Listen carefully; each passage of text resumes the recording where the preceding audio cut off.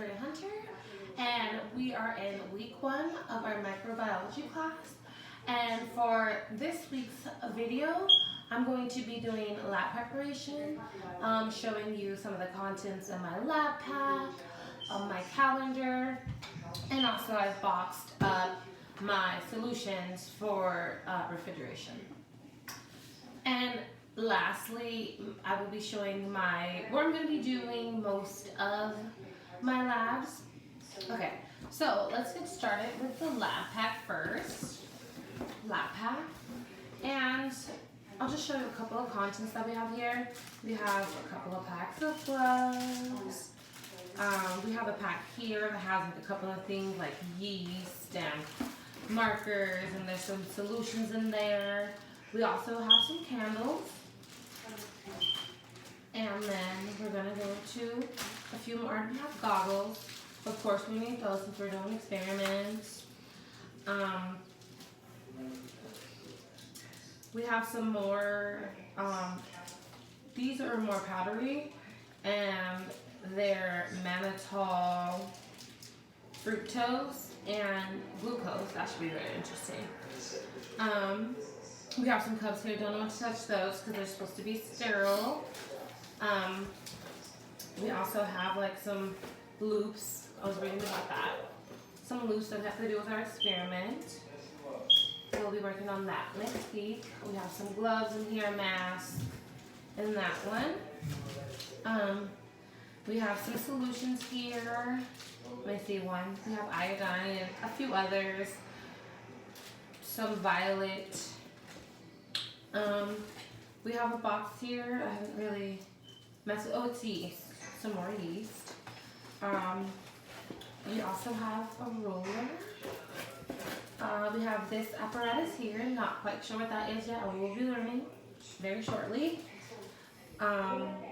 We have some hydroxide. We have some clear vials here. I'm not going to open that. These, I believe, are for fitting your vials here. It's a wrap. And like some mini Doppler looking apparatuses. And those are supposed to be sterile, so I'm not going to touch those without having gloves. The next thing, what I have in this box, that I have here, it's actually some of the vials that's filled with some things we do with agar. So I have some solutions. I actually have another box because it's like some of the suggestions to our reading that we're getting. And we have some of the red here. And the motility. Also some of the nutrient here. Some more nutrient. Acid broth nutrients. And we have some more of that, pour tubes. All this stuff has to be refrigerated. So I've taken it and put it in some more nutrient. And put it in a bag and put it in a box. I had an extra box for my class, so I decided to utilize that for refrigeration. Also, so the children won't touch it. So they've been notified as well. I think that's important. So they know what they should and shouldn't be touching. And I just thought it was a little bit, more cautious. Okay. Next, I have my calendar that I want to show you guys. And so what I've done with my calendar is I wanted to try to keep it more simple. And what I have done is that I've labeled the due dates, I've labeled the days that I should be starting, and the days to check to make sure that the culture microbes are incubated. So I put, depending on the time, if it's one day, a couple of hours to do it, then if it's a 24-hour, like on this one, I will be checking it within 24 hours. So I labeled that, and that will be the time.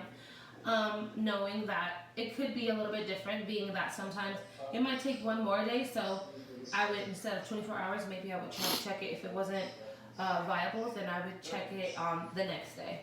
for more incubation time. That was per me reading instructions. So I have 2 here. This one's for December, and I also have one for November. I did the same thing for each week, when I should start and then when I should end. Like here, this one's a little bit longer, so it would be a start date and then the ending date, which for the next 4 weeks, we have 2. So I'm thinking the smartest thing for me to do would be to try to start them in the same day. That way they're incubating, because they seem to have a little bit more time needed. So that's my calendars. I have 1 here and 2 here. They both have the same format as before. And lastly, I think mostly for my area, I'm going to be using the kitchen. And my kitchen's here. So I think I'm going to be clearing off, the fruits here, and using mostly this area because I can kind of control this area. And it's kind of like my own little wall. But I also noticed that in our through our reading and through our labs, some of them require bowling, so I think the most efficient place would be the kitchen. Thanks for listening and have a great day.